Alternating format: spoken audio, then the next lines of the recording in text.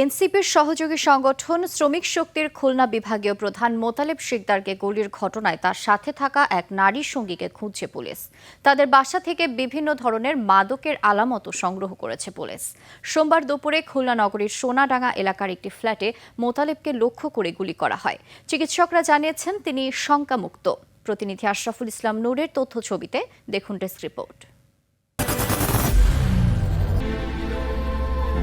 I am Ox. রোববার রাতে আল আকসা মসজিদ সংলগ্ন ১০৯ নম্বর রোডের মুক্তা হাউসের নিচতলার একটি ভাড়া বাসায় গুলিবিদ্ধ হন জাতীয় শ্রমিক শক্তির খুলনা বিভাগীয় আহ্বায়ক মোতালেব শিকদার। মুক্তা হাউসের মালিক ১ মাস আগে নিচতলার ফ্ল্যাটটি স্বামী স্ত্রী পরিচয়ে এনজিও কর্মী এক দম্পতির কাছে ভাড়া দেন।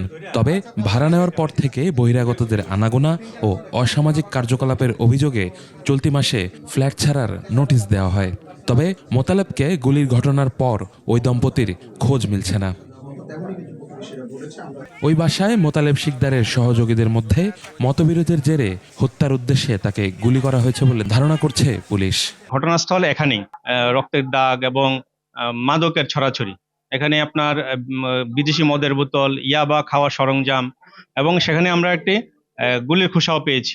এবং আমরা একটা জিনিস কনফার্ম হয়েছি যে এখানে যারা ছিল ওদের অন্তঃকন্দলের কারণেই আপনার এই গুলি ঘটনাটি ঘটেছে। এদিকে চিকিৎসকরা জানান বর্তমানে মোতালেব শিকদার আশঙ্কামুক্ত। রোগী আপাতত রিস্ক ফ্রি। এখানকার যিনি surgery head of the department doctor Mohiuddin উনিও দেখছেন এবং ওনার যে প্যানেল তারা সবাই দেখছেন। ইমিডিয়েটলি সিটি স্ক্যান করা হয়েছে।